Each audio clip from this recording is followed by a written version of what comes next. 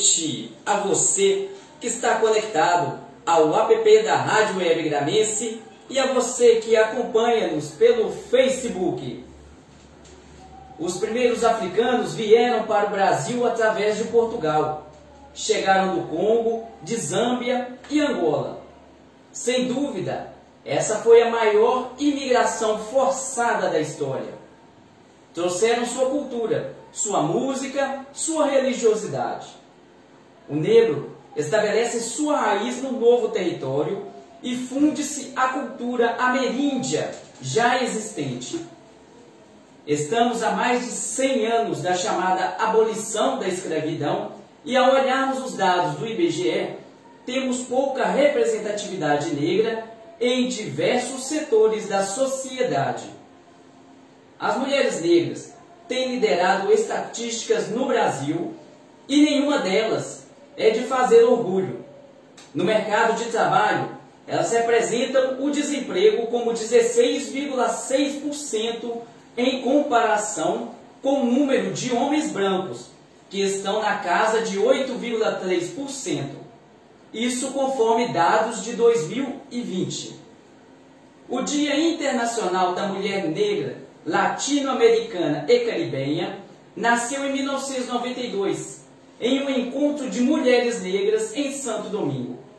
A mulher negra é ainda hoje vítima de feminicídio, das violências domésticas, da mortalidade materna, além de estar na base da pirâmide socioeconômica do país. Eu sou Carlos Heleno e, com o oferecimento do supermercado Deodoro, estamos começando o programa Entre Linhas, para falarmos um pouco sobre o dia 25 de julho, o Dia Internacional da Mulher Negra, bem como discutirmos outros assuntos relacionados ao tema afrodescendente. Recebemos hoje Maria Catarina Laboré, ela que é formada pela PUC Minas, professora, sindicalista, líder de movimentos sociais e da Frente Brasil Popular de Divinópolis e região oeste de Minas. Maria Catarina, boa noite. Obrigado pela sua participação, trazendo esse assunto tão relevante aos nossos dias atuais. A princípio, gostaria de pedir a você, como sempre faço com meus convidados, para que você esteja se apresentando aos nossos ouvintes, aos nossos espectadores que também estão acompanhando-nos pelo Facebook. Boa noite a todos e a todas. Boa noite esse povo lindo de Santo Antônio do Grama, minha terra, não é? Moro em Divinópolis há 34 anos, mas aqui eu nasci, aqui está a minha história, aqui está a minha base. E eu digo que toda a minha progressiva luta, né, de conquistas lá fora, em algumas partes do estado, e até representação nacional, eu devo isso a Santo Antônio do Grama, a Santo Antônio do Grama. Então eu sou uma gramense que lá fora, eu falo dessa terra que é a melhor do mundo, todos em Divinópolis querem conhecer, e é isso, gente.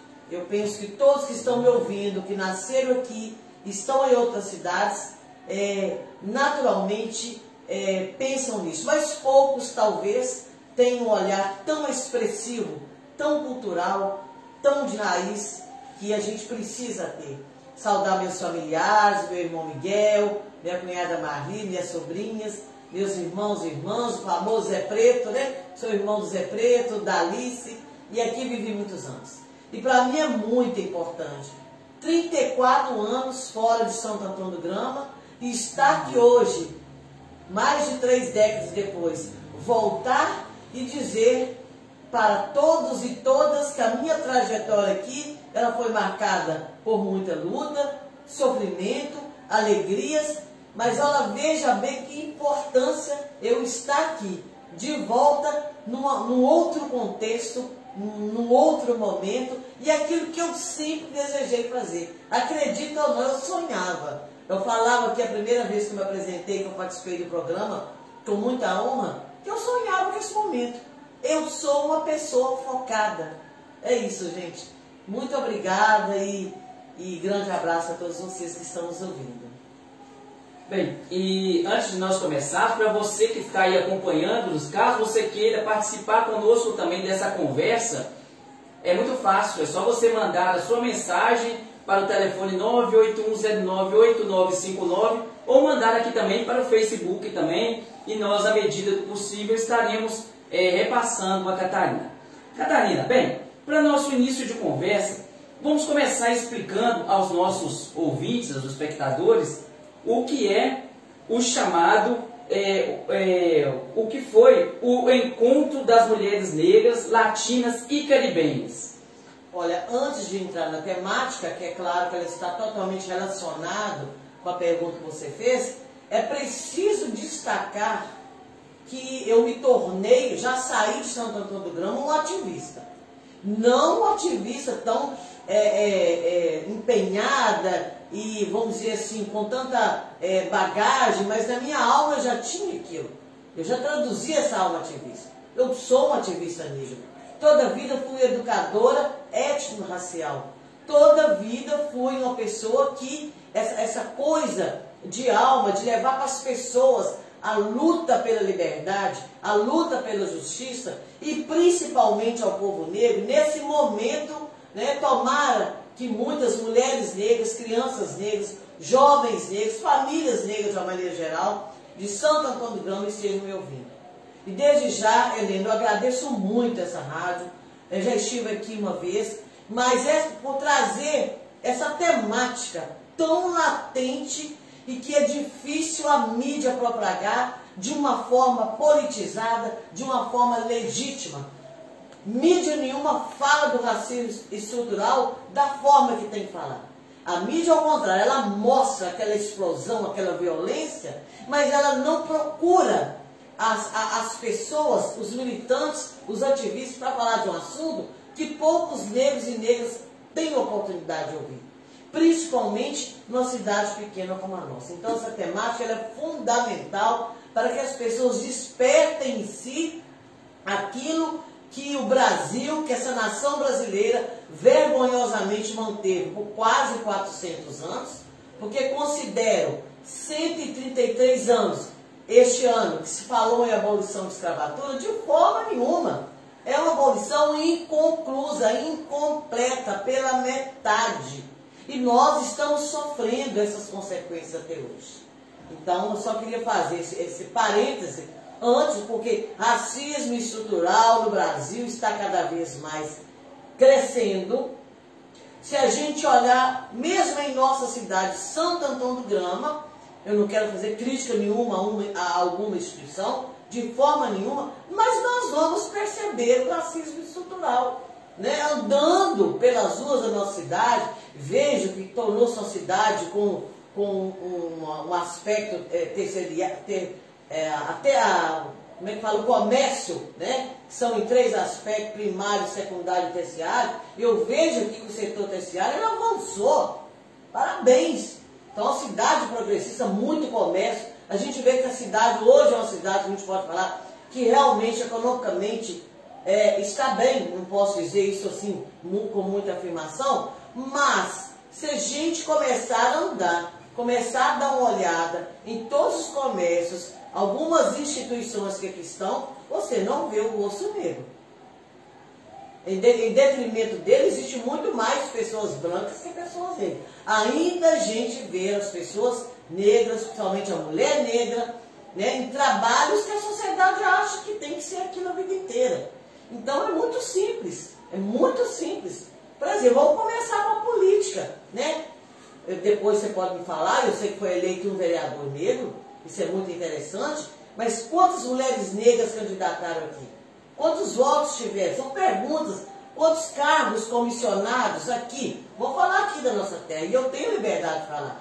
Quantos cargos comissionados estão sendo ocupados por pessoas negras da diversidade? Vamos falar assim, né, da diversidade, abrangendo aí toda a questão de gênero, a questão de LGBTQ, sei lá. É preciso acordar para isso, porque se nossa representatividade, e digo que não é só pelo fato de você ser negro ou negra, mulher, etc e tal, não. Vocês têm que estar lá e têm que apresentar bem. Mas é só uma provocação para dizer que está por aí. presente, né? Presente. Por exemplo, a vida inteira eu estudei aqui no Grama, trabalhei aqui no Grama, né? Em serviços de roças, de zona rural, mas a escola que eu estudei, né? E posteriormente tornei minha primeira professora negra dessa escola estadual, do qual tenho muito orgulho, né? Mariano Gomes, nunca vi. Se houve depois que eu saí, eu não sei. Houve alguma candidata negra, porque o campo da educação ele é extremamente feminino, né? Composto da mulher, do feminino. Então nunca vi. Professores e professoras negros, aí vão dizer assim, ah não, porque não quis, não é bem. Nós temos uma trajetória que foi totalmente negativa em relação às oportunidades. Bom, acho que era para te responder, acabei dando essa volta. Não, mas fica à vontade. São assuntos que não adianta você falar isso pela metade, né? Sim. Você tem que sempre mostrar a praticidade. Eu mesmo, né? Não foi fácil minha trajetória aqui, enquanto criança negra, enquanto jovem negra. E é claro como o racismo desse país ele é o pior que tem, porque ele não é verdadeiro, ele é falso. E eu sei que os olhares, quantos olhares, existem várias formas de racismo. Um deles é o olhar, eu prefiro que a pessoa te fale. Então, ao sair de Santo Antônio do Grama, eu encontrei na cidade de Divinópolis, né, assim, um campo aberto, amplo, muita amizade, muito reconhecimento, até mais do que aqui. Mas nada disso me impediu de ter esse olhar que eu tenho para a minha terra, ter esse olhar cidadão, ter esse olhar de provocar, porque as pessoas tenham em si aquela questão muito bacana que é a autoestima. Opa, eu posso, basta eu me esforçar. Não é fácil, vocês aqui com essa rádio. Parabéns, é uma resistência. É uma resistência. Eu imagino as duras penas que vocês têm sobrevivido aqui. Mas o ideal libertário, o ideal de alcançar os nossos anseios, eles não podem ser atropelados. Porque eu acredito, né? Eu voltei aqui um ano após, né? Que eu estive aqui, a rádio completou um ano, parabéns.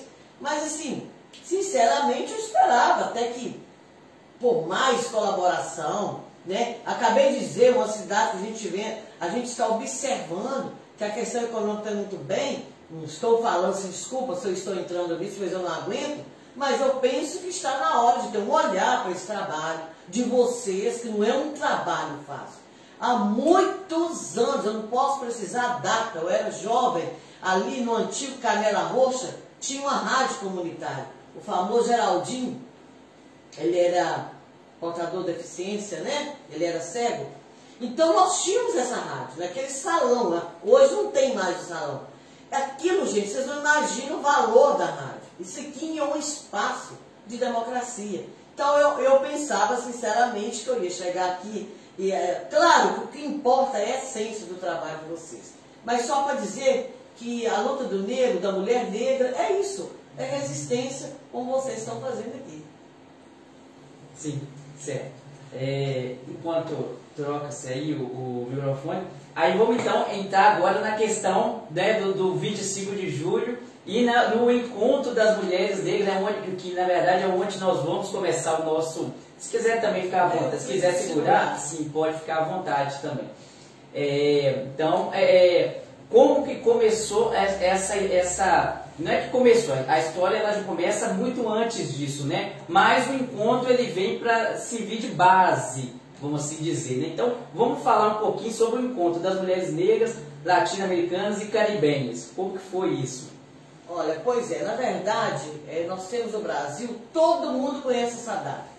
8 de março, Dia Internacional da Mulher, né? Que tem um outro contexto de criação, já foi envolvida mais por uma questão norte-americana e europeia, mas esse 8 de março,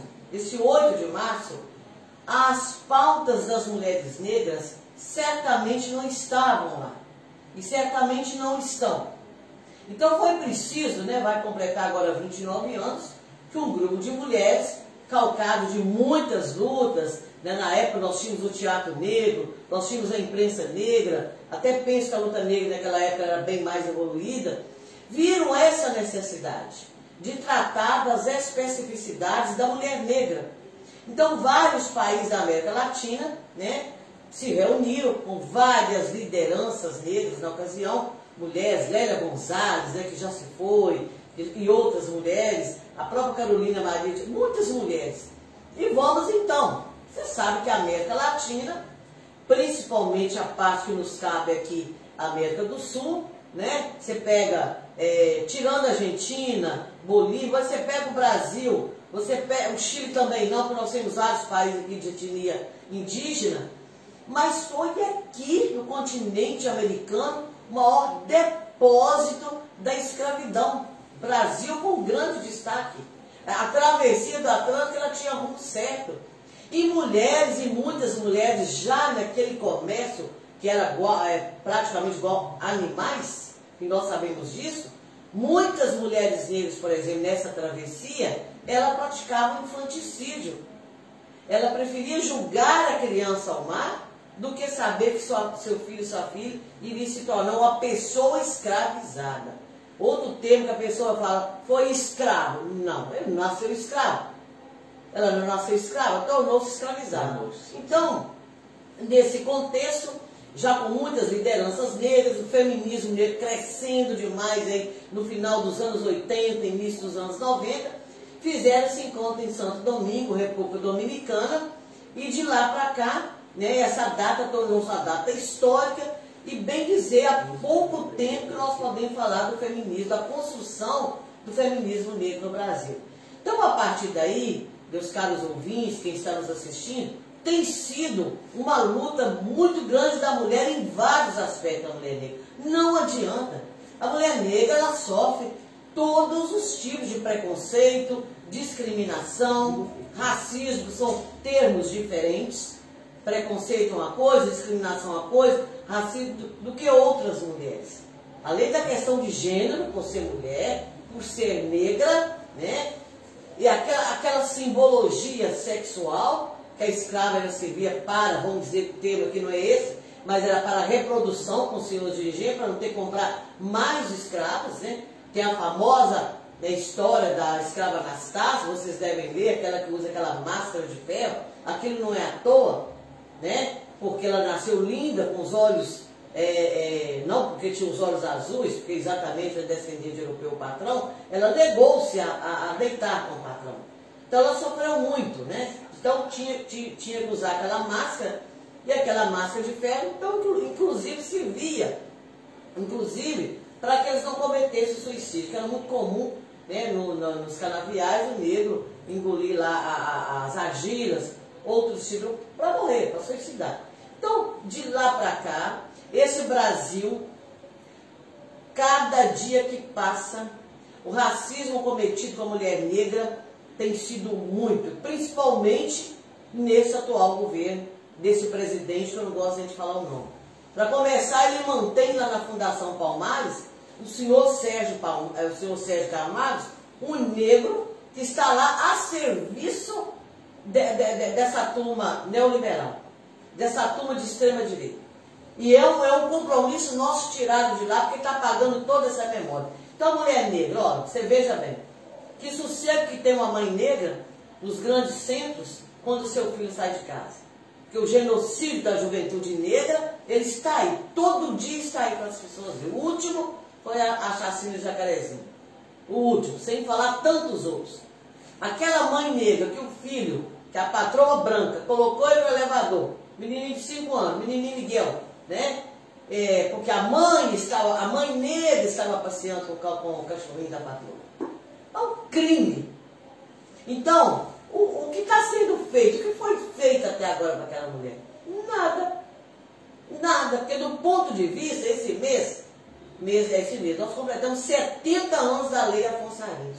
A primeira lei, a chamada Lei Caó, que tornou-se a questão do racismo crime. Muitos anos mais tarde é que a nossa Constituição tornou-se realmente uma contravenção penal, e mesmo assim a justiça brasileira brinca com isso. A mulher negra, a questão sexual, a mulher negra ela comete racismo na saúde demais da conta. Uma mulher negra, quando vai ter seu filho, ela chega lá, ela pode correr ela pode ter toda a situação de não poder ter um filho de parto normal, mas não. Ela fica ali sofrendo. Não, a mulher negra é forte. Eles falam assim, tem os quadris largos, é possível toda mulher negra passar por essa dor. Tem anemia falciforme, que são doenças que atacam somente a população negra. Vou falar dessa anemia falciforme. E nós temos outras que foram modificados, os genes foram modificados na travessia com o navio negro. A anemia falciforme é triste. É uma coisa que eu quero até alertar. Né? Eu tenho medo aqui da nossa terra, ter pessoas com essa anemia e não dar conta. Os glóbulos vermelhos, devido a essa mutação genética, os glóbulos vermelhos são em forma de foice, não conseguem transitar livremente na corrente sanguínea, levam uma falta de respiração inimaginável, gente. É uma dor muito grande. Então, nessa pandemia, mais mulheres negras têm morrido, não há estatística, por quê? Às vezes os médicos não sabem como tratar, desconhecem o que é essa anemia falciforme.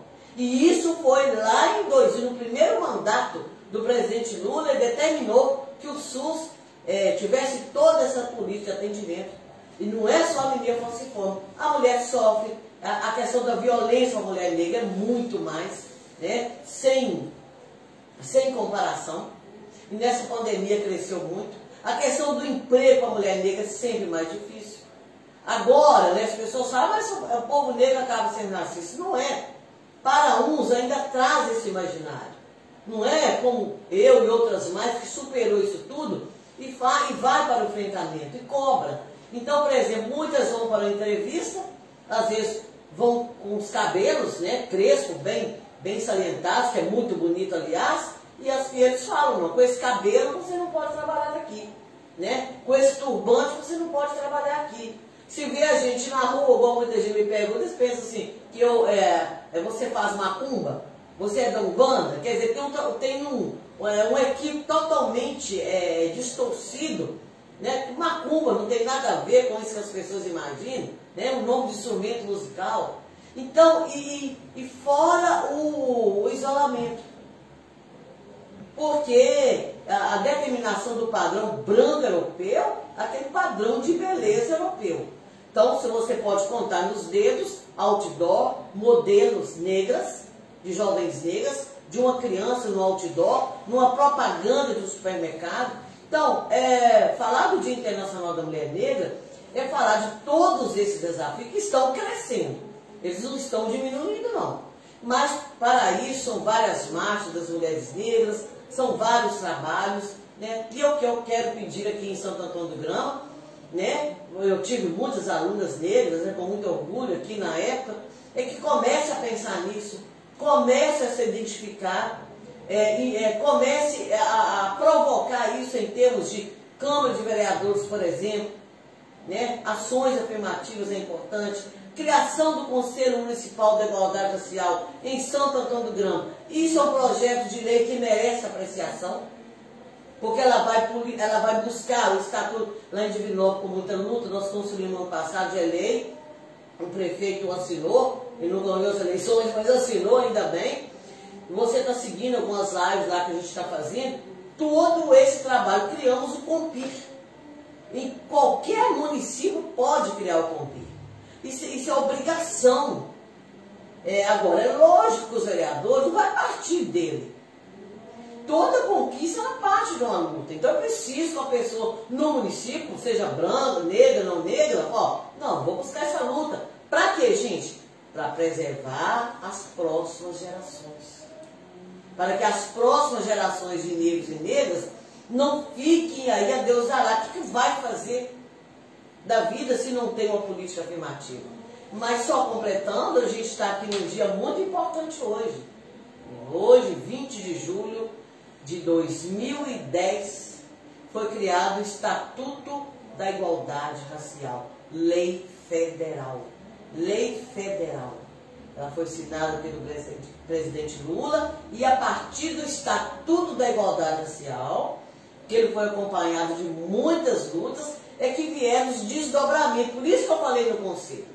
O Conselho é o desdobramento do Estatuto. E para que criou o Estatuto da Igualdade Racial? Com muita luta. Eu mesmo fui a Brasília várias vezes.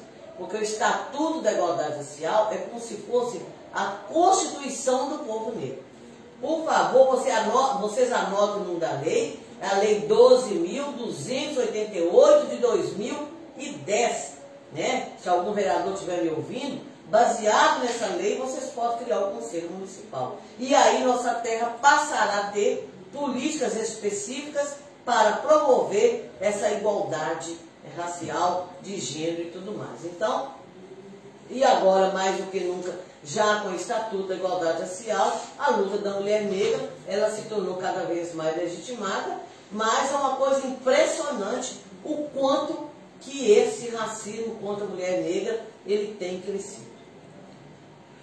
Bom, Catarina, você citou aí a Anastácia, né, que foi uma mulher negra importante, mas nós temos atrelado também a essa data do 25 de julho, né, nós temos também aqui no Brasil um nome importante de uma mulher negra também, né, no dia 2 de junho de 2014, através da Lei 12.987, foi instituído o Dia Nacional de Teresa de Benguela, né, e da Mulher Negra, como sendo esse dia 25 de julho.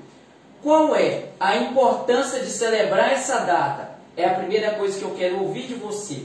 Segundo, queria que você falasse um pouco sobre, até antes de falar sobre a data, mas falasse um pouco aos nossos ouvintes, espectadores, quem foi Teresa de Benguela. Eu procurei um pouco sobre ela, me informar um pouco e achei assim, muito interessante a história dela. Então, se você puder falar, né, de forma resumida para os nossos ouvintes, eu acho muito interessante, para a gente depois falar sobre a importância dessa data. Olha, na verdade, a nossa história, que nós temos de mulheres negras que foram importantes, foram marcos importantíssimos para a luta, muitas, mas a Teresa de Benguela é o seguinte: a presidenta Dilma assinou essa lei, né, como você acabou de ler, em 2014. Veja bem, né, em 2014 já completava, 2004 já completava 244 anos, né, da morte de Teresa de Benguela. Por que Teresa de Benguela? E é importante dizer, o Dia Internacional, nós temos o Dia Nacional da Mulher Negra. Isso é muito importante. E de Teresa de Benguela. Quem foi Teresa de Benguela? Por que essa referência a Teresa de Benguela? Ela tornou-se uma pessoa escravizada, mas dentro daquele quilombo, ela se tornou a maior referência, eu penso até que para o mundo. Tamanha força política e luta por direitos que essa mulher, naquela época, exerceu há mais de 200 anos. Impressionante. Ela tornou-se o chamado, na época, quilombo, né, de Piolho, quilombo de Quariterê, né, ali na região atual hoje, Mato Grosso, onde divisa com a Bolívia. E, por incrível que pareça, este ano, o estado do Mato Grosso é que vai estar lembrando a memória dessa mulher. Por que ela foi importante? E aí é bom que todas as mulheres negras que estão me ouvindo aqui se concentrem nisso. Primeiro, grande liderança política, numa época que quilombo, os homens é que mandavam, né? O marido dela tinha o apelido Zé Piolho, ele morreu, e ela tomou conta desse quilombo. Mas não foi de uma forma à toa. Porque, para quem não sabe, os quilombos foram os maiores espaços de liberdade e luta política. Por isso que nós não devemos nada a essa assinatura da Lei Áurea. Então, ali ela formou um parlamento. Ela formou um parlamento, gente. E a luta por direito e reafirmação da mulher negra aqui naquele quilombo. Por que eu acho que foi muito importante, né, a presidenta Dilma, a ex-presidenta Dilma, ter criado essa data? Exatamente para dar um recado. Porque hoje, aquilo que Teresa de Benguela já fazia há mais de 200 anos, nós não estamos conseguindo. Para a gente eleger algumas vereadoras negras é muito difícil. Para a gente eleger deputados estaduais negros é muito difícil. E muito mais federais. Prefeitas negras, vereadoras negras, vão começar do nosso município. Então a Teresa de Benguela foi um expoente de um contexto político, de uma apropriação, de uma força, de um foco político daquele século, né, que não é para qualquer um. Mas por que isso? Porque no legado de Teresa de Benguela, a gente espera que as mulheres negras dessem segmento, né? Quantos anos eu falo, Heleno, que as coisas aconteceram no nosso Brasil colônia, nosso Brasil imperial, numa época tão difícil e havia as conquistas. E a gente tem que parar de ficar lembrando. Eu não quero lembrar da Teresa de Benguela como só referência. O que eu estou fazendo enquanto mulher negra para que esse dia torne significativo? E isso eu tenho feito constantemente. Então, lá em Divinópolis, eu lutei pelo conselho, a criação do Conselho Municipal da Igualdade Racial. Dentro do OAB, estou dentro do Observatório dos Direitos Humanos, junto com o Bispo e a OAB. Criamos o Conselho Municipal da Igualdade Racial. É um conselho dentro da OAB, onde qualquer prática racista para lá é levada e não tem que se pagar advogado. É muita luta. Então, a gente tem que falar, olha, a cada ano que passa, eu posso comemorar o 3 de maio, né, famoso dia da abolição da escravidão. Eu posso comemorar o 20 de novembro, o Dia Nacional da Consciência Negra. Eu falo com muito orgulho do dia de Teresa de Benguela, porque está em pleno trabalho. Eu estou aqui no Grama, tive que vir aqui rapidamente, né, por questões de família, mas o meu trabalho não para, mesmo de longe. Então, nós temos que continuar esse legado. E a segunda pergunta? Tá, a segunda pergunta é a importância, né, de se comemorar essa data do 25 de julho. Então, no Brasil inteiro, quem tiver curiosidade, é claro que as grandes mídias mostram muito pouco, para eles pouco interessa, mas se vocês entrarem na internet e pesquisar, vocês vão ver, basta ficar lá pelo mundo, vocês vão ver. É muita marcha, é muito ato, né? Próximo ato, agora 24 de julho, fora Bolsonaro, nós estaremos, né, nas ruas, porque esses atos eles têm sido compostos por quilombolas, indígenas, mulheres negras. Então, não dá mais para a gente viver na sociedade com esse viés, com esse mito da democracia racial e a mulher negra ainda pensar que aceitar que a sociedade pense que ela tem que viver com um dos moldes da escravidão. Catarina, nós temos aqui a mensagem do Antônio Celso Pinheiro Domingues, Antônio de Romualdo, né? Ele fala que essa foi minha professora, que saudades, abraço, Antônio Celso, daqui de São Paulo. Obrigado por ter sido minha professora. Tá mandando eu agradeço, obrigada. Tá? Catarina, ainda nessa caminhada né, nós estamos aí no ano 2021, né, onde a civilização, de certa forma, ela evoluiu, a tecnologia aproximou pessoas, né? Mas aí eu quero fazer uma pergunta utilizando uma frase sua. Você fala que toda conquista parte de uma luta. Então eu te pergunto, por que ainda, diante dessa evolução de civilização, né, que eu referi aqui, por que ainda é preciso lutar? Porque as mulheres negras precisam lutar, porque o povo negro ainda precisa lutar. Nós vemos, né, você falou da marcha, mas nós vemos aí nos Estados Unidos ano passado, com a morte daquele George Floyd, né, morto por policiais, o que fizeram, né, a população, como foi para as ruas, né, onde com aquele hino de vidas negras importam. Então, por que ainda diante de tudo isso, dessa evolução que nós temos, nós ainda, né, o povo negro precisa lutar? O que acontece? Precisa lutar e vai ser a vida inteira, assim, né? Porque você veja bem, só o fato de um poder achar que pode escravizar pessoas pela cor, isso aí já é um bom começo para a nossa conversa. Então, Estados Unidos, né? Tá bom, lá é a mesma coisa. Você pega a 13ª emenda à Constituição dos Estados Unidos, que foi assinada pelo Lincoln, foi a mesma coisa a Lei Áurea aqui. A nossa foi péssima, né? A lei de um artigo só nunca vi, acho que ninguém nunca viu nessa vida. Então, o que acontece? Por que é preciso continuar lutando? Porque esse ranço, essa mancha em vários países do mundo, separando as pessoas pela cor da pele e pela questão também, né? Você pega a Europa, você pega os Estados Unidos, a Europa que foi o celeiro, o berço de tudo isso, o processo de escravização. Para começar, as formas pelos quais disseram que libertaram o negro, o povo negro, foram formas forjadas, forçadas, ninguém queria. O Brasil foi o penúltimo país do mundo, né? O último. Cuba veio antes, né? E mesmo assim foi por interesses políticos, não foi porque queria.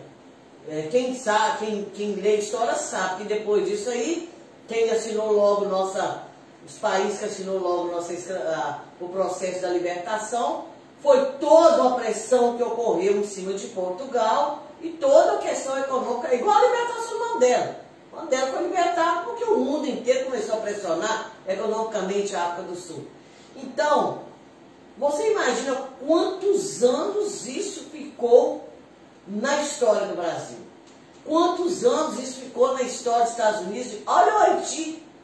Então isso não é fácil. O branco, o poder, quem está no poder principalmente, ele não admite que para eles, nós, negros e negros, os índios não conseguiram. Né? Não conseguiram escravizar o índio como fizeram com os negros. Até porque os jesuítas vinham escravizar os índios, vinham catequizar, entre aspas, né? Um grande atrevimento, que já tinham língua própria, vários idiomas, mas a eles podia. Agora o negro não, porque o negro não tinha alma. Então, gente, é um processo, não é uma pergunta tão fácil de responder, mas é uma pergunta fácil de entender. E não gostam, não. Quando o negro, a negra, conquista o seu espaço, né? Muitas vezes eu falo de novo, após que eu estou falando aqui, alguém deve estar pensando, mas quem é ela? O que ela... Sabe, sempre tem um pensamento assim. Porque não admitem. Não admitem o negro intelectualizado, se destaca na cultura, ou qualquer forma de exercer a arte. Né? No futebol, o negro é bom, porque o negro só presta para jogar futebol. E o valor, a mulher negra, ela só serve para alguns tipos de trabalho. Por que o mercado de trabalho ainda são formas, né, que a gente precisa continuar lutando, porque nesses espaços o racismo estrutural, ele continua e vai continuar. Vai continuar na igreja, vai continuar nos espaços políticos, vai continuar no comércio, vai continuar na gestão pública.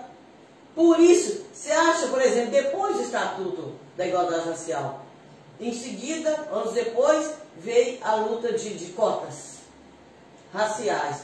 A sociedade quase acabou com a gente.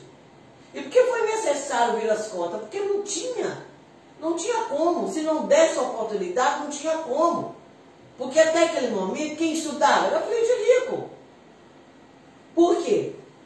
Pagar uma taxa de vestibular, pagar um cursinho, que é caro, né? Aí veio a questão do SISU, do Enem, né? É claro que a pessoa tem que mostrar que é bom para passar. Minhas duas filhas, por exemplo, têm o maior orgulho. Passaram, né, notas boas com o SISU, estudaram na Federal Diamantina. Eu já não tive isso. Então, por que é necessário? E graças a Deus tiveram essas políticas públicas. Caso contrário, nós não tínhamos um negro para contar no dedo algum negro na universidade. E as pessoas acham que isso está errado. Eles falam assim, mas a escola pública tem que melhorar. O negro é tão bom quanto o branco, mas as oportunidades não são as mesmas, até no mercado de trabalho. Né? Então, essa luta, ela vai ser para sempre. Ela não vai acabar. Né? Eu aí estou lutando há mais de 25 anos que eu sou ativista nesse campo, dentro da educação, com muito respeito. Porque o negro tem que ser muito bom, não pode errar de jeito nenhum. Né? Vocês que mexem aqui com a questão de esporte, principalmente, você sabe o quanto o racismo ainda está presente no esporte. O quanto o racismo está presente nos campos aí, de futebol europeu e tudo mais. Nós sabemos disso.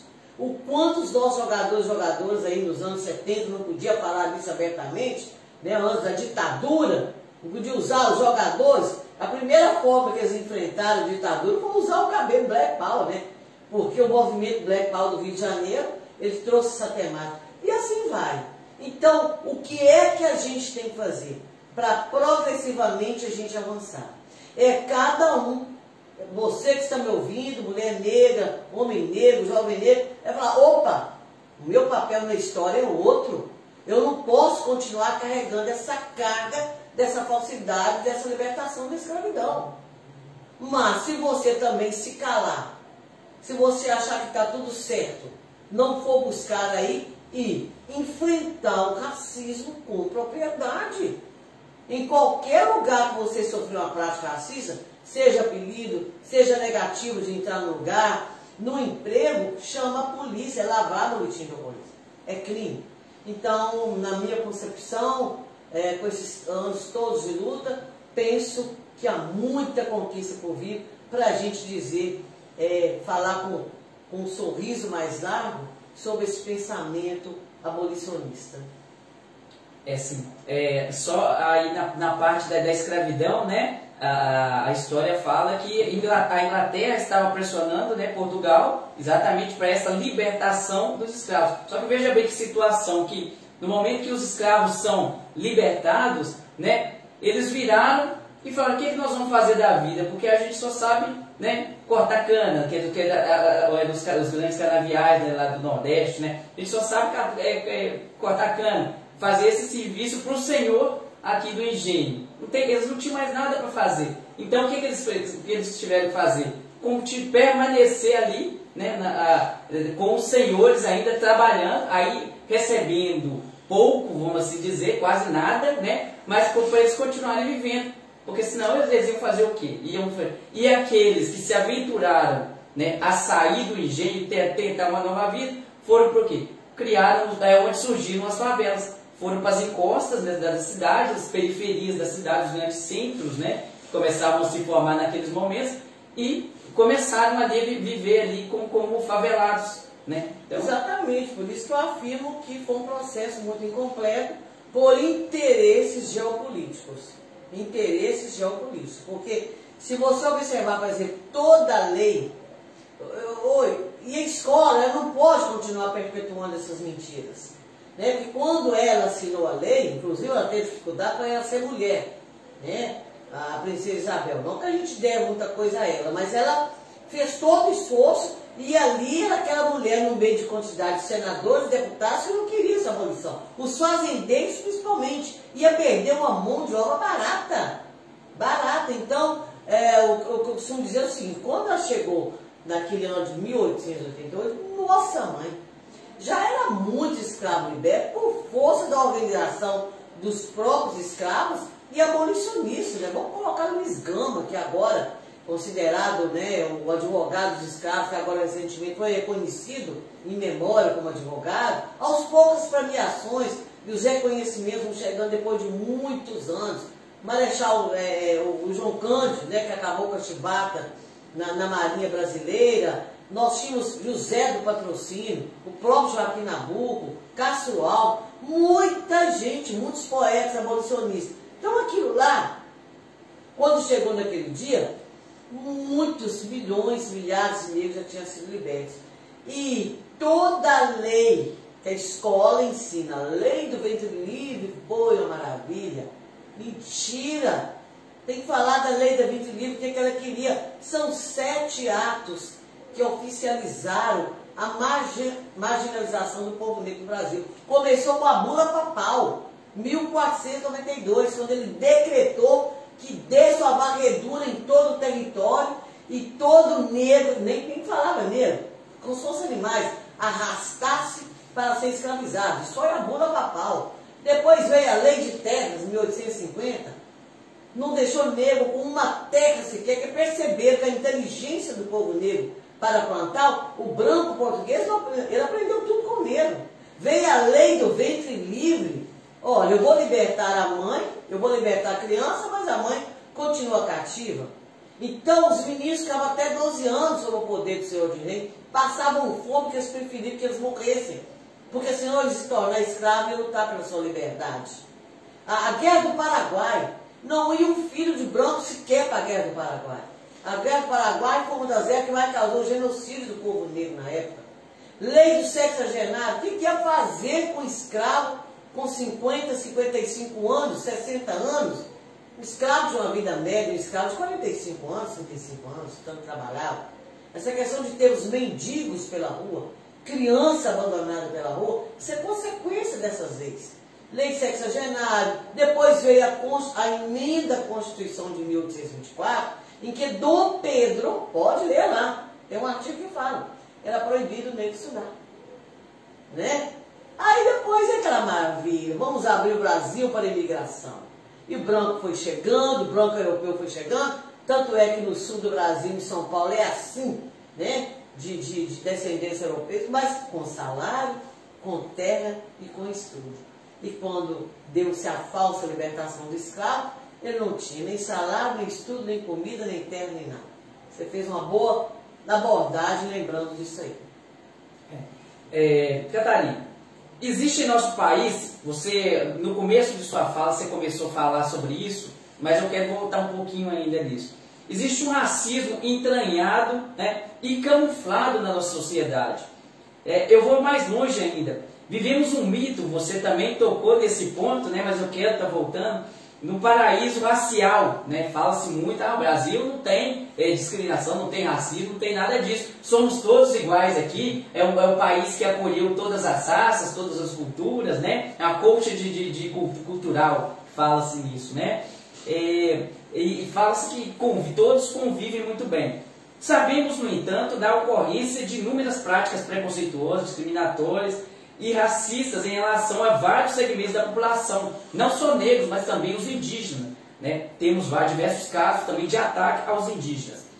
Como então que nós podemos lidar com essa sociedade que desarticula, que esconde o racismo, né? Ao mesmo tempo que aumenta a violência contra a mulher? Primeiro, eu acho que tem muita coisa a ver com os governos que aí estão. Dependendo do governo, eu acabei de citar uma série de leis e poderia citar um monte de leis que foram todas emitidas na época do ex-presidente Lula e ex-presidenta Dilma. Sem esses dois presidentes, nós não teríamos nada disso. Nem a Lei 10.639, que tornou obrigatório o ensino da cultura africana e afro-brasileira nas escolas, entrou no calendário escolar o 20 de novembro, como Dia Nacional da Consciência Negra. Até então não tinha nada disso. Nós não tínhamos nem condições de ficar falando, não tínhamos as conferências. Então, depende muito de um governo federal, de um congresso, porque lá são votadas as leis federais. Então, neste momento, nós estamos vivendo o pior retrocesso em termos de diversidade que esse mundo já passou. Esse atual governo Bolsonaro, ele é racista, ele é homofóbico, ele é tudo que você pensar. Sabe? Porque, e não essas coisas, no início você falou, os quilombolas, índios é um povo gordo, quilombola é um povo gordo, atacava o povo negro. Agora, recentemente, a luta que nós tivemos para revogar o decreto que foi assinado, acho que foi pela Dilma, em 2004, por Lula, a questão da legitimidade, do reconhecimento dos territórios quilombolas. Pois eles quiseram revogar. O último ato que eu fiz lá em Divinópolis, que eu tenho a honra de organizar esses atos lá, nós tivemos a presença da tribo indígena da cidade da Itapecerica, lá porque na semana que antecedeu, estava lá a questão do marco regulatório. É retirar o direito dos índios ter o seu reconhecimento de território. Povo que... Eu tenho uma raiva quando eles sabem descobrir o Brasil, isso me mata de raiva. A escola tem que parar de ensinar isso.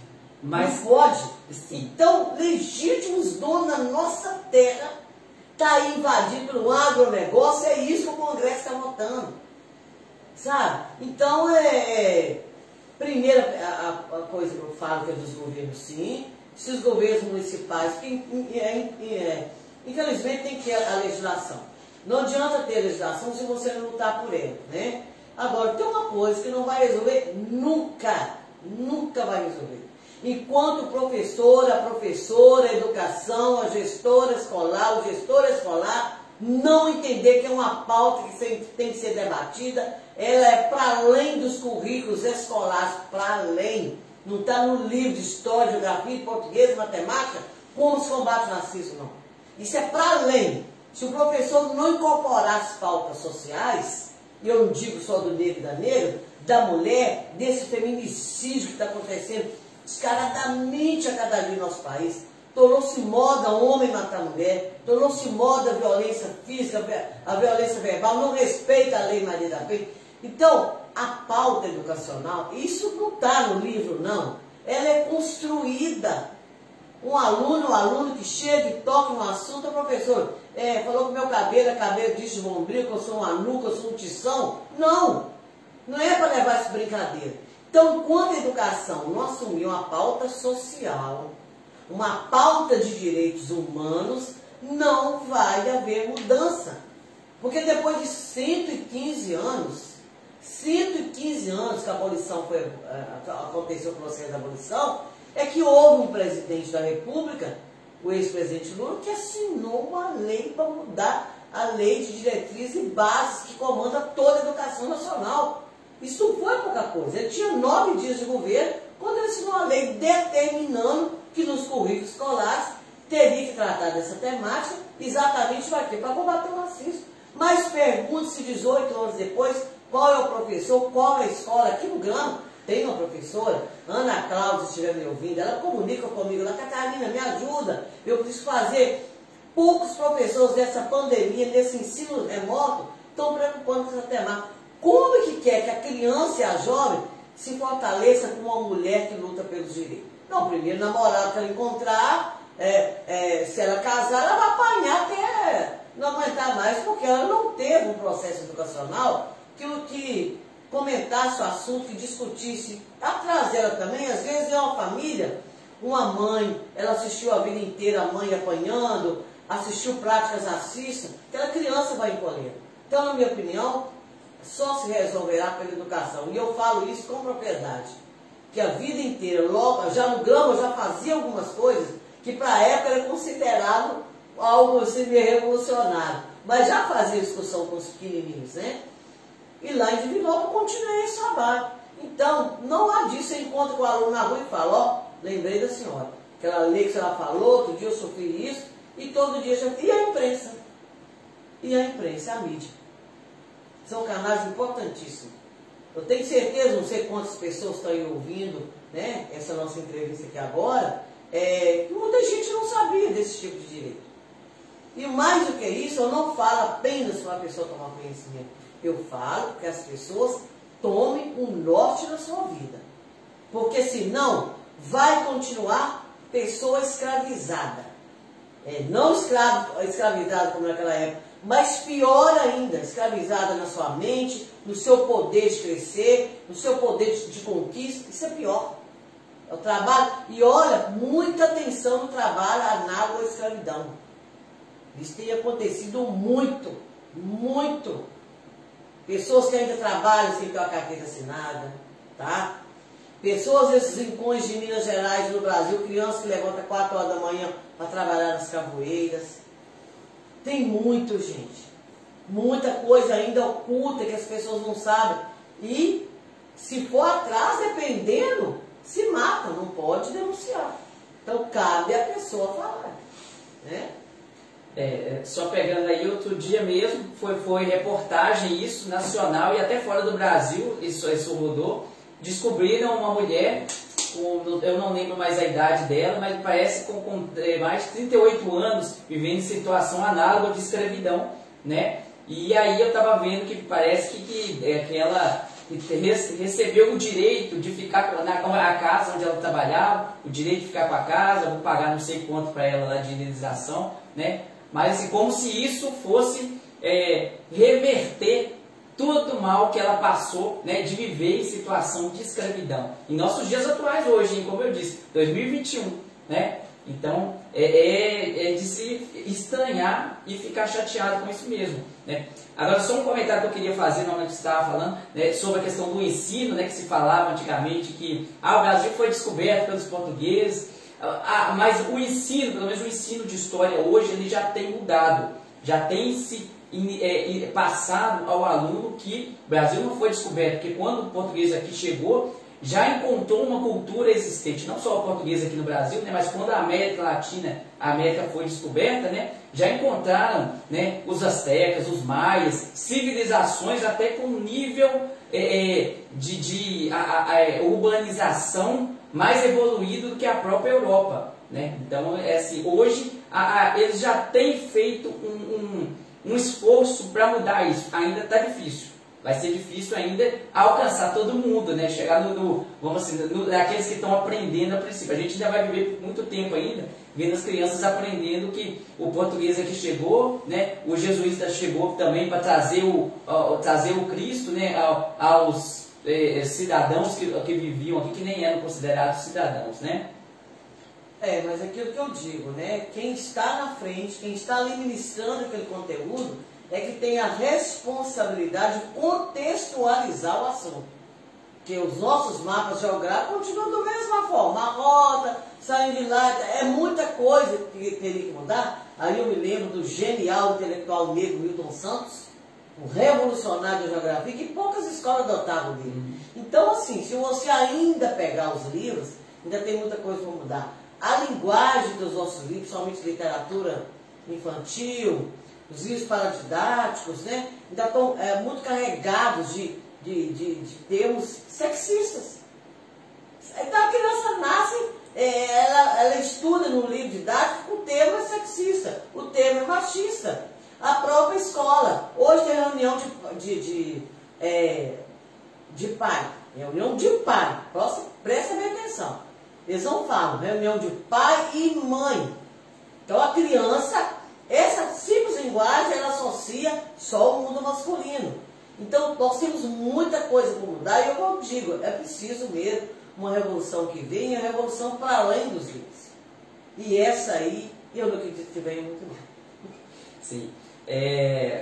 Maria Catarina, dando-nos boa noite aqui, né? O Francilei Martins, o vereador aqui, abraços a todos, a essa mulher inteligentíssima. O Demer Amorim, o Demerval também, dando boa noite. Ele manda inclusive uma mensagem aqui. Boa noite, Catarina, Carlos Heleno, parabéns pelo diálogo. Silvio Almeida, intelectual, deixa eu ver aqui, contemporâneo, afirma que não existe combate à desigualdade social e econômica sem passar pelas pautas étnico-raciais. Poderia comentar sobre esse pensamento? Bom, Silvio Almeida, dos maiores intelectuais que existe, né? Eu já tive o prazer de participar de um seminário com ele, mas eu tenho para mim assim, quem agarra mesmo na luta, obrigado Demi, obrigado às pessoas que lembraram, quem agarra mesmo na luta é quem está na base. Então, muito importante, ele é magnífico, né? Mas se perguntar a ele, né? Qual é a base da educação que você foi? Qual o trabalho que você fez lá na base? Para que quando chegasse lá na frente, isso não acontecesse. É claro que tudo passa pela pauta étnico-racial, tudo passa. Mas o que é esse tudo passa? Né? Eu já falei várias vezes aqui com você os enfrentamentos que temos que ter. E o enfrentamento que temos que ter é este. Eu posso, eu consigo, eu vou, eu enfrento. Porque se eu for assim, vai continuar caladinho. Nada vai mudar. E aí, eu respeito todos os intelectuais que escrevem, principalmente ele, eu já tive o prazer de conhecer, mas nós não podemos. Uma coisa é o que está escrito lá, outra coisa, por exemplo, no dia de amanhã, né? O próprio Demerval, vou fazer uma provocação, já que estão ouvindo, né? É possível, Demerval, pessoa que eu admiro muito, você pensar no projeto de lei para São Antônio do Grama, pela criação da Conselho da Promoção da Igualdade Racial? Isso sim, isso é o que o Silvio Almeida tenta falar para a gente. É isso que ele quis dizer. Quer dizer, eu respondi a pergunta, mas mostrei nas entrelinhas, já que aqui o programa tem esse nome, o que esse grande intelectual quis dizer com isso. Ele quis dizer, vamos fazer o que com isso? Então eu já estou dando uma dica, né, Demerval? Pegar, elaborar uma proposta de projeto de lei, Conselho Municipal da Igualdade Racial em Santo Antônio do Grama, que você está colocando em prática o que o Silvio Almeida escreveu. Isso é avanço. Isso é avanço. E digo mais, hein? Eu, como sou pessoa natural dessa terra, se isso demorar a acontecer, eu vou comprar esse debate. Eu vou comprar esse debate. Porque no dia da manhã, na minha ida para outra dimensão, eu quero que as pessoas vejam, né? Eu quero saber que eu fiz alguma coisa. E não precisa de eu estar lá na cama não, viu gente? Qualquer pessoa que está me ouvindo pode provocar um vereador, como eu fiz nas segundas livres de Vinópolis durante mais de 10 anos, um dia saiu. Então, Demerval, é isso que eu penso, né? Demerval está respondendo aqui, acatada a dica, tá? Dando-nos boa noite também o William Henrique, que é o nosso parceiro aqui da rádio também, um apresentador do programa Rock Antônio do Grama. E sensacional a entrevista, muito enriquecedora, ele está dizendo. Obrigada. Bom, vamos caminhar um pouquinho mais, Catarina. O tal do preconceito em relação à mulher negra, ele vem de longe. Ao chegarem no Brasil, né, como escravos, elas eram vistas, você já tocou um pouco sobre... Na verdade, a Catarina meio que falou o que eu tinha planejado para a gente falar. Ela, ao longo do que já houve de conversa aqui, ela já tocou em grande parte do que a gente tinha que falar. Mas eu sinto a necessidade de estar voltando, Catarina. Então vamos voltar um pouquinho mais. Mas ao chegar no Brasil, as mulheres escravas eram vistas de forma exótica, sexual e pecaminosa. Uma visão que persiste ainda até hoje. Né? Quem nunca ouviu falar, por exemplo, que a mulher negra é da cor do pecado? Inclusive, houve até uma novela, né, chamada Da Cor do Pecado, que tratava exatamente disso, de uma mocinha negra, pobre, que ficava enamorada de um rapaz branco e rico. Né? Enfim, isso surgiu como? Né? Os senhores de família, os senhores de engenho, né, eles vinham com suas famílias para cá, mas eles acabavam dando aquela escapada com as suas amas de leite, as negras que davam leite para os seus filhos, né? E, enfim, e a igreja, para tentar coibir isso, que a igreja tinha um poder enorme, ela criou essa história, né, de mais uma história criada, né, de que era pecaminoso o envolvimento desse senhor com a negra, porque isso poderia ser condenado, né? Isso é mais ou menos algo do tipo do leite com manga, que foi criado na época dos escravos, né? Que a gente até pouco tempo viveu acreditando nisso. Mas, enfim, e criou-se esse mito, né, de envolvimento do homem de família com a mulher negra, e até mesmo proibindo a questão do casamento, né, do homem negro. Nos Estados Unidos, por exemplo, era proibido o homem casasse com a mulher negra. Os negros, aliás, nos Estados Unidos, também tiveram as suas lutas, né, um pouco diferente. Eu consegui entender um pouquinho diferente a forma de luta deles, né, mas eles não podiam frequentar os mesmos ambientes, não podiam entrar em ônibus, um bar ou uma barbearia onde brancos frequentassem, né? Enfim, eu queria que você comentasse um pouquinho sobre isso também. Esse racismo, aquilo que eu falei no início, né, nós sofremos todos os tipos de preconceito, racismo e discriminação, porque uma vez rotulado, por muito tempo, determinada prática, ela vai se tornando uma verdade. A verdade se tornou que a mulher negra, ela tem que ficar naquelas condições dela, a questão pecaminosa. Olha a que ela foi submetida. Ela tinha que fazer sexo, querendo ou não, com o patrão. E muitos procuravam essas escravas nas senzalas. Ela tinha que submeter.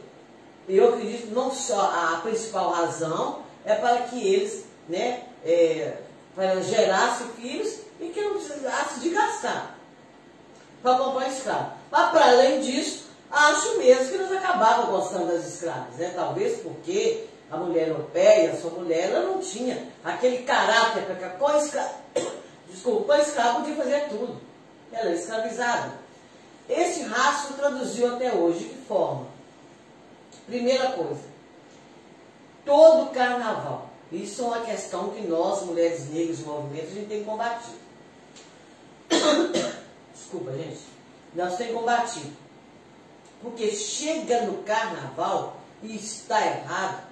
A própria mulher negra, naquela exibição total do seu corpo, que são bonitas mesmo, samba muito bem, isso aí é uma comercialização do corpo daquela mulher. Porque por mais que coloque lá uma mulher branca, é natural, né, das nossas origens, dos campos onde os bancos, por exemplo, Angola, é de onde chegou mais escravos aqui, essa característica sim, do molejo, do manejo, do samba, isso tudo é coisa, né? Essa cultura africana, ela é ampla. Mas aí a própria mulher negra achou, muitas acham importante continuar com isso. Apesar que a beleza é fundamental e tudo, o carnaval é a vitrine. Mas não tem problema. E você já viu que virou um estereótipo? Né? A negra sabe sambar, não sabe fazer mais nada. Outra questão, o peso da questão sexual. Nossa mãe, isso tornou-se prática e até hoje é assim. Os jovens negros que vão trabalhar isso atualmente, né? E aí o patrão tenta molestar. Lá em Divinópolis tem vários casos assim. Você está vendo como que vai perpetuando, porque lá atrás tem uma origem histórica perversa que vai permitir isso para a vida inteira.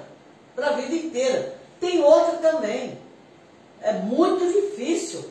Se tiver um jovem branco me ouvindo aqui, uma jovem branca, se a gente perguntar, eu no espaço que eu vou fazer palestra, eu pergunto. Levanta a mão aqui, às vezes eu vou no espaço do ensino médio, falo ali para 700, 800 jovens com maior tranquilidade, que é uma conversa, aí eu pergunto, não mintam para mim.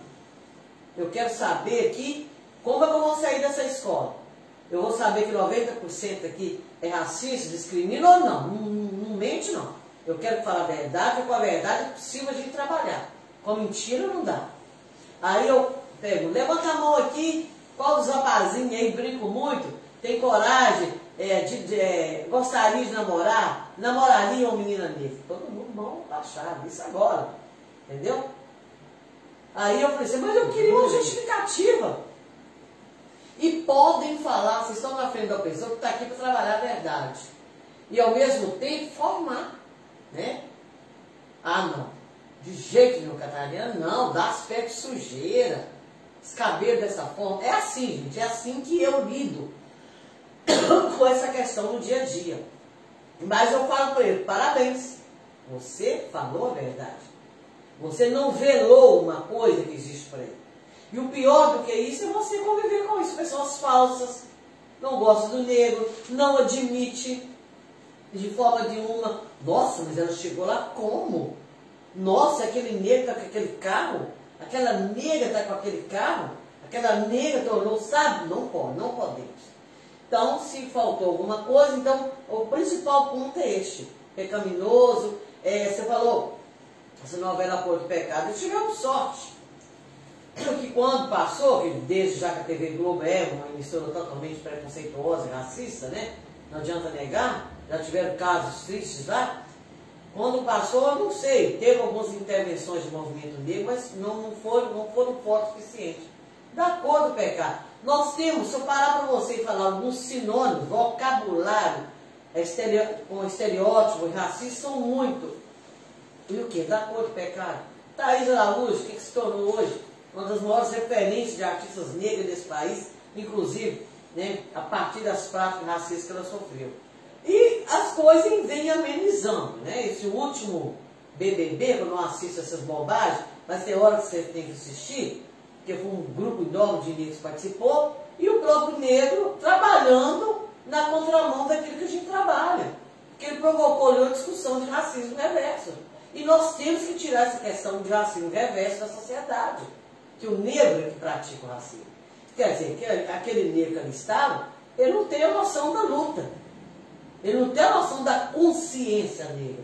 Porque se tivesse, não tinha falado aquilo. Ali foi um prato cheio para a sociedade inteira, porque muita gente assim, né, o BBB, assista, fala lá, tá vendo o que ele falou? Que tem que tirar o branco. Quer dizer, não é assim. Né? Eu sou uma pessoa que lido com todas as coisas, todas as vertentes políticas que você pensar, respeito. A minha luta hoje, se eu for olhar mesmo, contar nos dedos, ela teve mais força de pessoas brancas do que não brancas. Porque ainda o negro, a negra, não quer mesmo dar visibilidade a isso. E eu não vou criticar porque ela não quer fazer isso, não. Porque tem que ter uma maturidade política, maturidade da sua questão étnica. Tem que ter maturidade, tem que preparar, né? Sim. O William está mandando aqui uma pergunta, Catarina. Ele diz o seguinte: não preciso dizer nomes, mas a senhora enxerga alguém dentro do nosso atual momento político municipal que possa tomar a frente nessa luta? E aí ele pediu para não citar nome. E nos possíveis candidatos à presidência? No município, vejo sim. Né? Eu, quando me vejo hoje com essa construção que começou aqui, numa época muito mais difícil, e passei com os enfrentamentos que não foram brincadeira, penso que sim. Penso. Eu tenho assim em mente duas pessoas, né? Ninguém da minha família são engenheiros, porque lá só eu que sou louca, mas ninguém, todo mundo lá, e nem pensar, né? Às vezes eu tô aí e falo, Alice, as coisas não podem ser assim, vou passar por esse telefone, vou ligar porque tá errado, sabe como? Então, é um outro parâmetro de discussão. Mas vejo mais do que isso, né? É preciso começar a formar os conselhos de juventude, é preciso arrumar grupos de discussão. Vamos para um barzinho, vamos para onde for, vamos começar na política, meu jovem, minha jovem. Vamos começar a ocupar os espaços de poder. Vamos começar a pensar que a gente não pode deixar, né, que sempre a história se repita na política, né? Quantos anos, porque era normal, né? Você vê aí, a própria África, a África é 60 países, é uma coisa horrorosa. São ditadores, são pessoas que ficam no governo durante muito tempo, né? A questão da religiosidade, que a cultura a gente não vai questionar. O próprio Haiti, com esse assassinato lá do presidente, né? É muita coisa. Então eu acho o seguinte, se a juventude agora não começar a se preparar, se os professores também não começar a descontar para o aluno, você tem que levar uma discussão para ele pensar, nossa, eu acho que eu tenho possibilidade disso. E ajudar. Essa é a educação que eu falo, a educação social. Vejo com muita tranquilidade isso aqui. E estou à disposição. Qualquer coisa é só me procurar que a gente debate. E no caso de candidatos à presidência? A pergunta é preparada? Ainda dentro dessa questão que ele questiona, né, de nomes, tanto dentro do municipal, né, quanto dentro de candidato à presidência. Pessoas que enxergam, né, dentro desse atual momento municipal, que enxergam nomes que possam buscar ser referência, né, para essa luta. Olha, eu não sei se eu vou responder certo.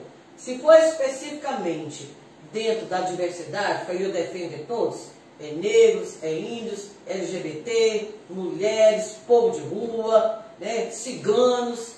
Se for nessa visão da diversidade, acho muito difícil.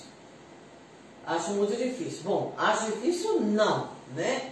Parêntese, né? Porque gostaria muito, embora já tive a oportunidade de dizer isso aí, né? Encontrei com o ex-presidente Lula lá em Diamantina, e não tem como mensurar a emoção quando a gente encontra aquele homem. Da simplicidade, tomando uma cachaçinha mesmo, uma pessoa, eu cheguei perto dele para agradecer a questão da lei. Eu, claro, vou fazer de tudo, né? Eu aqui estou falando abertamente, sou uma pessoa de esquerda, de rua, de lutas sociais, sou do Sindiúte, bato contra esse Zema, um cara que não pode ser reeleito de forma nenhuma, né? Tá aí querendo privatizar a CEMIG, a conta da CEMIG já está desse jeito, 4 impostos. Santo Antônio do Grama tem uma coisa muito legal, não sei que época foi, aqui pelo menos não tem taxa de iluminação pública, lá a gente paga 4 taxas, né? Aqui não tem. Então um governo que quer a municipalização, um governo que está aí sem dar reajuste aos professores há muito tempo, um governo que escancarou a boca dizendo que mês de agosto vai colocar em dia o salário da educação. Oh, meu Deus do céu! Eu tenho preocupação com isso, com esse oportunismo.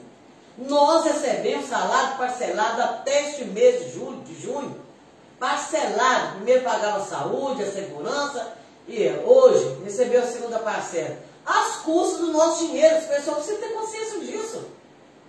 Há quanto tempo a gente não vê reajuste nesse país? Há quanto tempo? Então eu penso assim, claro que vou trabalhar demais, né? Vou estar nas ruas de novo, com o maior prazer, se o presidente Lula for candidato, ou quem for de esquerda for com ele, só não vou somar com coligações, que eu acho que não vai dar em nada, e deu o que deu esse golpe aí. Mas Se ele voltar, eu tenho certeza que tudo que foi feito até agora de avanço para índio, para LGBT, para mulher, lei da Maria da Penha foi na época dele, lei da empregada doméstica, tá vendo? A questão de legitimar os territórios quilombolas, foi ele, não tem jeito. Aí você olha para trás, quem é que fez isso? Ninguém. O cara criou quantas universidades públicas, quantos institutos federais, né? Então, tenho certeza que ele tem essa vertente, apesar de que, coitado quem pegar presidente desse Brasil, que é tanta coisa ruim para revogar, que eu não sei se o Congresso vai dar conta. Mas veja, gostaria muito, né, que fosse uma mulher também. A mulher precisa, né, ocupar esses espaços. Eu estava olhando, eu olho tudo aqui da minha terra, muitas mulheres aqui candidataram, né, na eleição de 2018, mas é preciso ir mais além, né? É preciso discutir, é preciso preparar, é preciso conversar, é preciso ver qual o meu perfil para uma Câmara Municipal. Em que eu acho que eu posso somar para o bem comum da minha cidade? Pode perguntar. Sim. Bom, um dado importante diz que enquanto as mulheres brancas buscavam sua inserção no mercado de trabalho, as mulheres negras elas já eram envolvidas desde a época da escravidão com todo tipo de trabalho. Uma outra realidade, porque desde sempre elas trabalhavam fora como domésticas, como trabalhadoras de serviço, né? A história mostra que as mulheres brancas, questionando a fragilidade atribuída às mulheres em geral, né? Ao contrário que as mulheres negras foram brutalizadas, seja na sociedade escravista, seja na sociedade de mercado que vivemos hoje. Podemos entender então que a pauta de luta, mulher branca, mulher negra, ela é diferente? Muito diferente. Como eu disse aqui no início, né? Você pode ver, 8 de março, nossa, o que a escola fala, o que a televisão fala, TV Globo, todo mundo, 8 de março, Dia Internacional da Mulher. Agora vasculhe, bom, você mesmo vai responder, vasculhe aí 25 de julho. Antes do 8 de março, eu já começo a falar uma semana antes, que a composição do mês de março, do 8 de março, uma história completamente diferente, baseada em muitas ideias de mulheres europeias, mulheres de elite europeia, né, pessoas de alta classe da Europa. E o incidente que aconteceu naquela fábrica de Nova York, né, ela em si, ela foi o ápice, quer dizer, a pobre, a assalariada, teve aquilo, mas na verdade o que marcou 8 de março foi outra marcha, que não dá para explicar isso aqui. Então, agora veja bem, Dia Internacional da Mulher Negra. Lá em Divinópolis eu comecei a pôr isso em pauta desde quando eu fui para lá. Aqui, acho que é a primeira vez que as pessoas estão ouvindo. Alguma mídia, ela fica louca para falar do 3 de maio? Não. Alguma mídia fica louca para falar do Dia da Consciência Negra? Agora está falando mais um pouco. Por aí você vê que é diferente, né? É diferente. Catarina, vivemos um governo negacionista, onde vemos, agora a Catarina vai ficar muito feliz com o que eu vou trazer para ela, onde vemos um apagão de políticas públicas destinadas às classes menos favorecidas, e incluindo nessas classes as mulheres negras. É possível organizar-se e, ao mesmo tempo, lutar por melhores condições, pelo reconhecimento da importância e, por fim, ocupar um lugar na sociedade com o mesmo mérito e igualdade de outras mulheres? Não.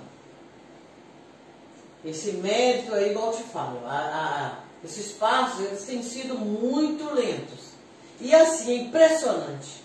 Qualquer luta negra, você demora séculos para avançar um pouquinho, mas é um presidente igual esse, um governo igual esse, retrocede, você volta lá atrás. Isso aqui, quando eles me perguntam, eu falo, não, o que é isso? Isso aqui não está nem com o Brasil colônia, não. Tem hora que eu pensei nem começou a conquistar. Que as perdas, eu não estou te falando, a gente conseguiu os avanços para terras quilombolas. Reconhecimento do território quilombola, né? Demarcação. Aí, já na época do Michel Temer, enfrentamos que ele não queria. Aí lutamos, coisa lá de 2004. Depois veio esse governo, a mesma coisa. Foi um bololô, vocês lembram? logo do início do governo, né? A questão das mulheres negras, onde que retrocedemos? Retrocedemos muito, porque o genocídio da juventude negra aumentou, gente. Quantas crianças, quantos jovens morreram naquele ataque de Jacarezinho? E isso não podia acontecer, já estava lá no Senado que a polícia não poderia chegar de forma alguma mais, que antes já tinha acontecido um outro incidente daquele. Bala perdida nesse país, só acerta negro. Ah, não está perdida não. Ela tem um rumo certo quando ela chega. Então a estatística mostra isso, eu não estou doida não, uma coisa que estava começando a amenizar. Então, na minha opinião, cresceu, lê as estatísticas, somente criança, principalmente criança, a aprofundação da fome, da miséria, do desemprego, ele cresceu exatamente onde? Nas periferias, onde está a população mais pobre e negra. Mortes por pandemia, também a mesma coisa, não falo, porque ele retirou aquela especificidade do IBGE, que tinha uma espécie de uma secretaria, para mapear a população negra, a população de rua, auxílio emergencial. Quantos milhões de pessoas ficou sem? Que é um país que, eu estou num grupo de observatório dos direitos humanos, não tem dados. Que a população de rua é uma população itinerante, ela está sempre movimentando, né? Então, eu acho assim, equacionar vai ser muito difícil, porque ela vem de uma forma muito pontual. Não adianta eu, Catarina, ter passado tanta coisa. Eu me considero em pé de, não de igualdade, mas de nivelamento com muitas pessoas. Com muitas pessoas de cargo, eu sempre em qualquer lugar para conversar. Esse o primeiro passo que a negra tem que mostrar. E realmente chega ao lugar que chegar, mas não esqueça de olhar para baixo. O problema é esse. O problema do acesso às universidades, o SISU, teve muitos problemas, muitos negros chegaram lá e pronto. Tinha que chegar, olhar para baixo e falar, vamos trazer mais. Como, né, Luiz Gama fazia, vamos libertar mais. Como vai o Chico Rei fazia isso em Ouro Preto, né, com os outros escravos, não. Então, tem isso também que eu critico, porque eu sou daquela. Tem que criticar, critico quem, negro, branco, qualquer um, porque você não pode esquecer disso. Então, eu acho sim, eu gostaria que todas as mulheres, né, chegassem a essa equidade, ou pelo menos nivelar em alguma coisa. Precisa se nivelar do ponto de vista da competência, da questão da profissão, mas nivelar do ponto de vista de direitos humanos. É isso que é importante. Infelizmente, são poucos e poucas que chegam até lá. Sim. Catarina, já estamos chegando ao final de nossa conversa. Mas eu queria ainda trazer mais duas situações. Vivemos em uma sociedade machista e preconceituosa, e abordar a questão da mulher como nós estamos fazendo aqui, numa perspectiva negra, né, isso é uma coisa que precisa se tornar um hábito, precisa ser constante, né, não pode ficar restrito apenas ao 25 de julho ou somente ao Dia da Consciência, não, isso tem que ser constante. Gostaria que você falasse de alguns dos movimentos que atuam em defesa da sociedade negra, e neste caso específico da mulher, né? Assim, é porque os movimentos que eu pertenço em Divinópolis são movimentos que já são legitimados para a gente lutar e buscar e enfrentar as pautas não só das mulheres negras, né? Se você pegar o estatuto do Conselho Municipal da cidade de Divinópolis, está lá. Então, mas antes desse conselho, já fazia esse trabalho da forma que eu gosto de fazer, que é visitando, que é ir para a rua, que é escutando as pessoas, mostrando em minha live, principalmente as mulheres mais simples. Então, já fazia isso. Se eu estou no Observatório dos Direitos Humanos, claro que eu levo a pauta racista também, e levo também a pauta sindicalista da classe trabalhadora. A minha marca maior hoje mesmo é ativista de movimentos sociais. Eu estou na Frente Brasil Popular Minas Gerais, né? Então, a mesma coisa eu faço lá. Quando vou para a rua, os grupos estão lá. Eu estou no Sindiúte, Sindicato dos Trabalhadores de Educação do Estado de Minas Gerais, pela subsede de Divinópolis. Minha pauta é o quê? Políticas sociais. Então, ali eu faço. Assim, todas essas instâncias, né? Eu sou do Movimento Unificado Negro de Divinópolis. Qual a pasta que eu estou lá? Coordenadora do Departamento de Educação, né? Eu atuo na igreja, uma leiga política. E lá os padres me dão um aval, né? Para fazer esse trabalho. A mesma coisa. E assim vai. Estou no Conselho Municipal de Educação. Então, em cada... O que eu quero dizer com isso? Nós temos que ocupar muitos espaços. Você está em 2, está achando que está muito? Eu às vezes me pergunto, como você consegue ficar em tantos movimentos? E eu consigo, ao mesmo tempo, nada fica parado. Daqui eu articulo e falo. Ontem mesmo eu liguei para a Gerdau, ó, né, uma das maiores multinacionais aí do mundo. A Gerdau é uma empresa individual, a única que faz um trabalho no combate ao racismo estrutural. É impressionante o que a Gerdau faz. São ações afirmativas, são programas de formação. Ela já faz isso dentro do Estatuto da Igualdade Racial, sabe? A gente vai para lá, a Gerdau para quase meio-dia de trabalho para a gente conversar com os trabalhadores. Isso faz formação. Então eu ligo e falo, ó, precisamos de marcar um encontro de falar disso aqui. Então daqui nenhuma pauta minha ficou em aberto porque eu vim para cá. Então não tem que respirar. O ativista, o militante é pro resto da vida e a gente não sossega. E eu fico pensando no dia que eu tiver que parar, né? Porque é muito triste. Mas em todos esses espaços, eu estou hoje, no mínimo em 10 espaços de luta. Mínimo. E todos eles eu lutei muito para que eles acontecessem. Por isso que eu digo que essa luta é constante. Sabe, tem as datas marcantes, que elas são importantes, mas você tem, é o dia a dia para você construir alguma coisa. Sim. Só passando aqui, né, a nossa anunciante e amiga aqui, a Tatiana Martins Ribeiro, ela diz o seguinte: parabéns, Catarina, se existissem mais pessoas com pensamento e conhecimento como o seu, o nosso país não estaria essa vergonha que está hoje. Obrigada, Tatiana, mas é isso que eu peço, gente. Vamos revolucionar de dentro para fora, seja no seu local de trabalho, né? Se o seu patrão, a sua patroa, você percebe realmente estão extrapolando na forma de tratar, na forma do seu trabalho, olha, não perca a dignidade não. Converse, não é brigar, converse. Ninguém precisa levar ninguém na justiça, não vamos conversar? Tá certo isso, tá correto? Agora, se for ferir sua dignidade, sinceramente, é preferir que saia do serviço. Que a pessoa não tem que ficar submissa a determinadas situações porque o sujeito está te pagando. Não é assim. E se as pessoas conquistaram o espaço que todo mundo tem condição, não precisa citar, porque é muito triste. Eu avalio muitas cenas, já vi muitas formas de escravização, que às vezes é muito pior da época que nós estávamos falando aqui, que é a escravização das mentes, que é podar o seu pensamento, sua liberdade. Isso eu estou falando em toda instância. Um pai e a mãe que não dialoga, que não conversa com o filho, que já começa assim, com aquela violência, não pode isso, não, aqui é assim, não está educando.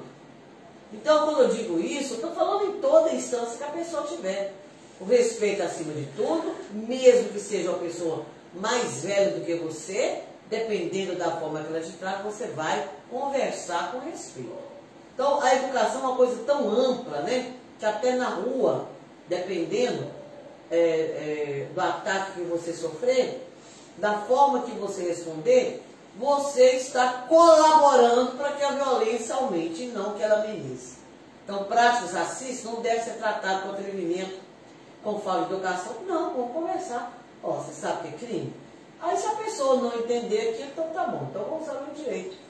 Vamos chamar a polícia, que é isso que tem que ser feito, lavar um boletim de ocorrência, daí vai atrás do advogado, não porque você quer indenização. Não é isso não. Porque reparação é o mínimo. A população ficou mais de 300 anos escravizada e ainda continua com esse pensamento retrógrado. E volta a falar, principalmente nessa atual conjuntura. Bom, por fim, Catarina, eu gostaria de ouvir a sua opinião com relação ao seguinte. Você até já tocou no nome desse senhor, mas eu quis fazer essa provocação no finalzinho. O presidente da Fundação Palmares, o senhor Sérgio Camargo, chamou o movimento negro de escória maldita em uma reunião que foi gravada sem o consentimento dele, ele não sabia não.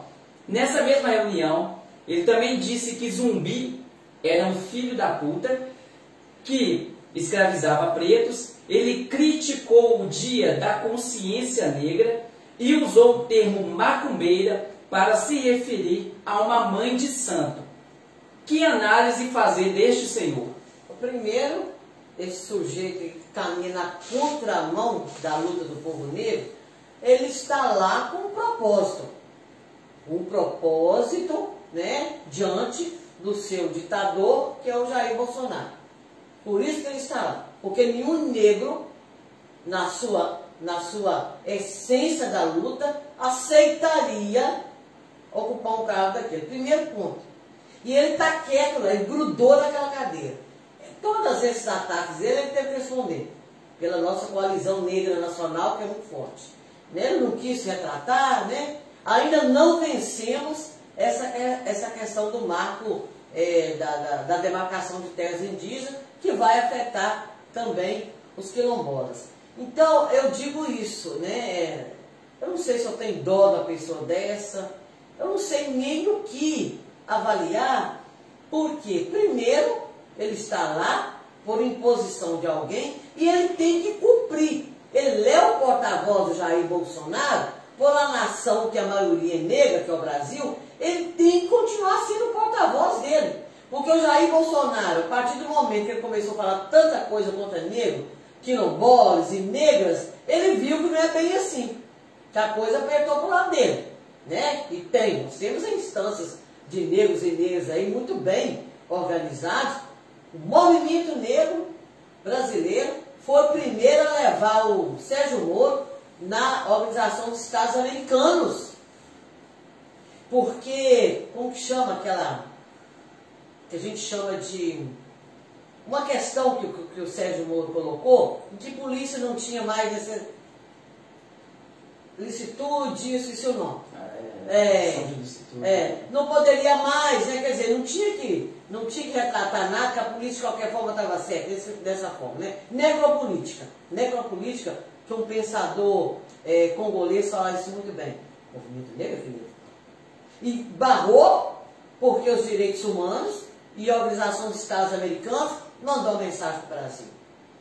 Esse movimento negro também fortaleceu, né, as denúncias de Jair Bolsonaro junto ao Tribunal de Haia, que é o Tribunal Internacional que trata dos crimes do chefe de nação. Né? Mas o dele está lá desde.